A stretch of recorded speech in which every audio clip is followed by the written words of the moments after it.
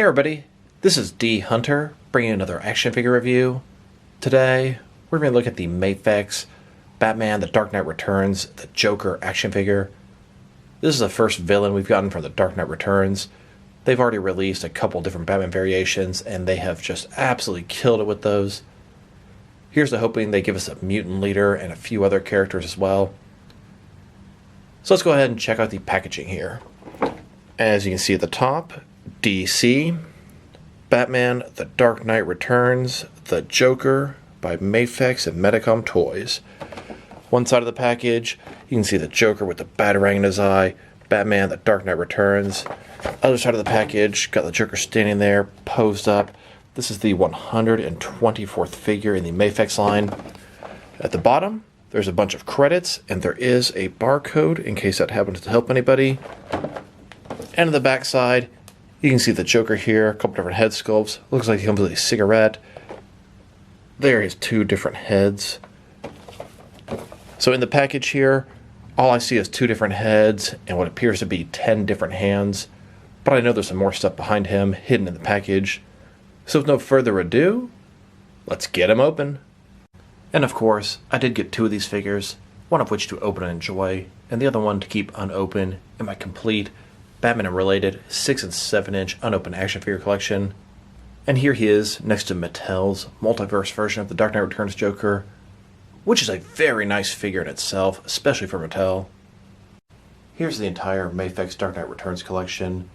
We also know we have an upcoming Robin, Carrie Kelly, and Batman 2-pack, Superman, and the Armored Batman. Alright, now that we got this figure out of the package, here he is with all his accessories laid out. He does come with 10 alternate hands, totaling 12 interchangeable hands, 2 different heads, one of which has the batarang in his eye, 2 cigarettes, which actually surprised me, and then 2 knives. He also has a pretty nice, clear display stand. But before we take a look at the accessories, let's take a look at the actual figure. So here's Joker as he appeared in The Dark Knight Returns, an epic graphic novel that changed the game in DC Comics, or comics in general.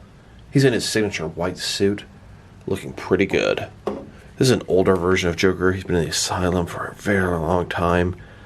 Face looks kind of feminine, a little bit weird, very accurate to the source material. You can see his hair sort of flowing back, the red lips, a little bit dark around the eyes. His suit, it's white, but it's an off-white. You can see it's darker than his skin or his hands. Got the purple shirt underneath, the white tie, looking very nice. The body proportions are very exaggerated, but very true to the comic. Looks like double-jointed elbows, double-jointed knees, dress shoes look nice. This figure looks very good, but one of the questions I want to ask, is it worth the money? Is it that much better than the Mattel version? Then, just a closer look at his face. It looks like it jumped straight off the panels. And then, here's the figure broken down as far as it can go, with all of his removable parts detached. Now let's look at his accessories, and let's start off with the boring stuff. Let's start off with his display stand. Here's his display stand. It comes in 3 different pieces. Once you put it together, it's going to look like this. It's got this large transparent base at the bottom, and it's got this post coming out. It can rotate at the bottom. It's going to be hinged at the bottom, hinged in the middle, hinged near the top, and it can rotate at the top, and has this clamp to hold your figure. Now let's look at his hands. He has a total of 10 of them. Here he is with his first pair of hands. These are his fists. Then, with his next pair of hands, these hands have some gripping slots. They're intended to hold his knives. And these hands here, these are his cigarette smoking hands. You can see he's got a hole between the 2 fingers. And these next hands, these are some open, outstretched hands. I describe these as some grabbing, maybe some choking hands. And these hands, these are a couple of semi-open gripping hands. And here's his final pair of hands. These are the most normal and relaxed looking hands. These are hands he came with in the package, and these hands will look great at his sides. Now let's look at his heads. He has 2 of them. One has sort of a normal expression, and one is laughing maniacally with a batarang in his eye. Here's his first head. This is the more normal of the 2 heads, and they absolutely killed it with this head. It looks just like the Dark Knight Returns. Great job.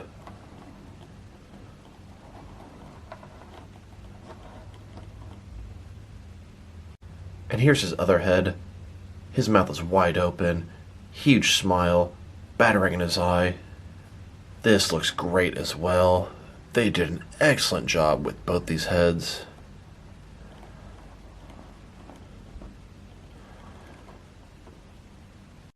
Here's his battering head next to the Mattel version. And I do think the Mafex one looks a little bit nicer. Just the shape of the mouth looks straight out of the comics. But the Mattel one is very nice as well. Now let's look at his knives. These are both silver. The blade looks pretty good. The handle has a little bit of sculpting to it. Here's the Joker holding both of his knives.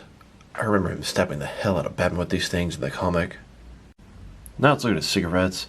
He has two of them. You can see the filter at the end, then the white cigarette part, and some ash on the front. These things are very, very small. If you drop it, I don't care what floor you have, you will never see that thing again. Here's Joker holding a cigarette. These cigarette holding hands work pretty good. They look nice and function well. An accessory he should have come with is a pistol. I took this black pistol out of my action figure accessory bag and decided to give it to the Joker.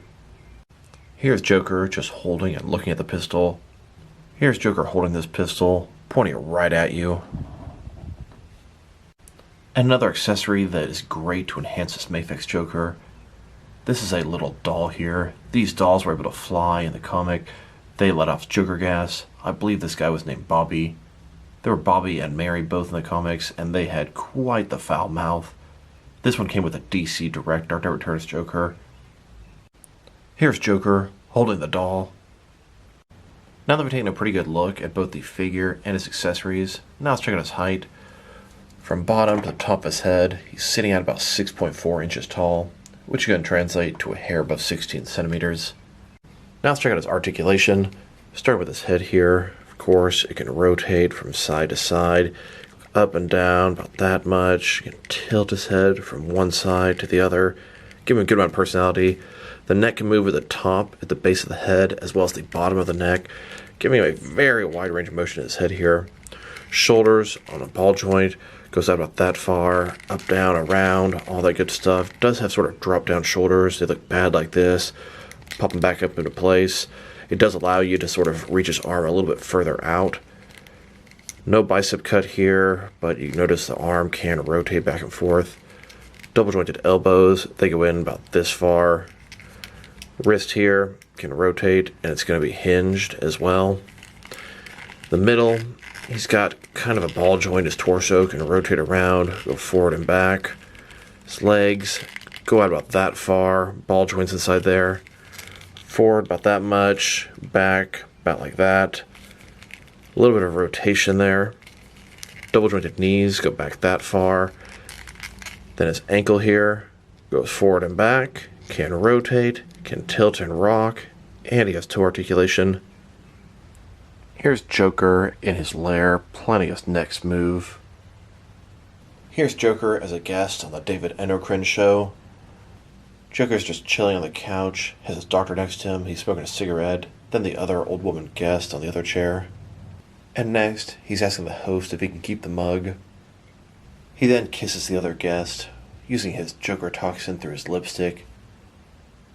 The Joker attacks the talk show host with his mug. And when that's said and done, the Joker releases his Joker toxin from this doll, infecting the entire audience. The Joker and Batman have their final showdown at the fairgrounds. Joker takes his little boy hostage as Batman approaches. And we all know their night ends up in the tunnel of love. Batman breaking Joker's neck, both of them passed out, bleeding together. Cops on the way.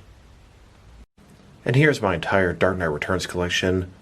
This first shelf is going to contain my Batman and Robin figures, then the Mutant Leader and the Mutant Gang, and then the Sons of Batman. The Joker doesn't hang out on my Dark Knight Returns shelves, he hangs out with the other Joker figures. Now let's check him out next to some other action figures, starting off with some other Mafex Dark Knight Returns figures. Here's Joker next to both the Mafex Dark Knight Returns Batman figures they've made so far.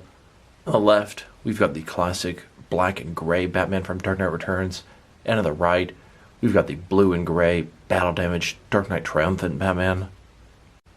The quality of these figures is fantastic. I am really eager to get the Batman and Robin 2-pack, the Armored Batman, and the Superman. Here's Joker, next to a couple of DC Direct Dark Knight Returns Joker figures. They definitely capture the sort of aesthetic and style of the Dark Knight Returns comics, but their articulation is almost non-existent. There is a third version of these figures that I'm hoping to track down one day. It's from a 2-pack with Batman. So look at their faces. They're both pretty nice, but I definitely like the Mafex one better.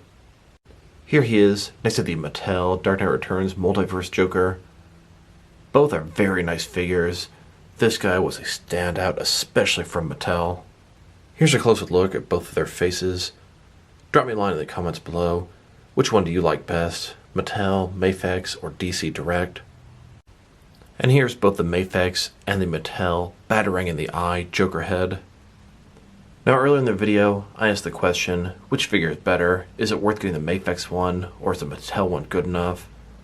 Well, I'll definitely say the Mafex figure is better than the Mattel version, but you have to take a lot of things into consideration. The Mattel version was only about $20, the Mafex version is $80 plus. The Mafex one does look better, the head and face are better, the suit looks better, articulation's better, accessories are better, but is it worth 4+ times the amount? Honestly, I'd say if you have the Mattel version, you are good to go. Both very nice figures. Unless you're completely obsessed with the Dark Knight Returns like I am, you really don't need both of them. But the Mafex one is superior. Overall, the Mattel one is a much better value and bang for your buck. Here's Joker next to a custom version of Bruno. Bruno was in the Dark Knight Returns. She worked for the Joker, and I believe the book even implied maybe she was involved with him.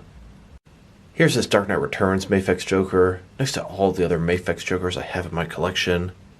Now let's check them out, next to some action figures from different various companies, to see how he fits in both scale and style-wise, in case you want to know which lines you can mix him with. I'm going to start off my comparisons with some of the larger action figure lines I collect, and work my way smaller, and I'm going to include as many Joker figures as possible in these comparisons. Here he is, next to some DST or Diamond Select toys. And here, next to some McFarlane DC Multiverse Joker figures. Then, next to some DC Direct and DC Collectibles Joker figures. And here, next to some NECA figures. Then, next to some Mattel wrestling figures. And here he is, next to some Mezco 1/12 cloth soft goods action figures. Then, with some Mattel DC Universe Classics and Multiverse Joker figures. And here, with some Mafex Joker figures. Then, with some Hasbro Marvel Legends. And here he is, next to some SH Figure Arts action figures. And finally, next to some Jazzwares Fortnite figures. Overall, this is a great version of the Joker from the Dark Knight Returns.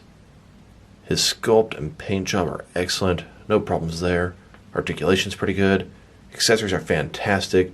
The knives, the cigarette, the hands, the Batarang head, whole 9 yards. This is definitely my favorite of the 3 different versions of the Dark Knight Returns Joker they've made. DC Direct, Mattel, and Mafex. But I will say, he's not 4 times better than the Mattel version. He is better. He's my favorite Joker from this comic. But if you're looking for the best value, Mattel's definitely the way to go. If I were to rate this guy, I'm going to give him a very solid 8 out of 10. Very nice figure, very well done, nice execution. Can't wait to complete the rest of the Mafex Dark Knight Returns collection. Hopefully they'll give us a mutant leader and some more characters.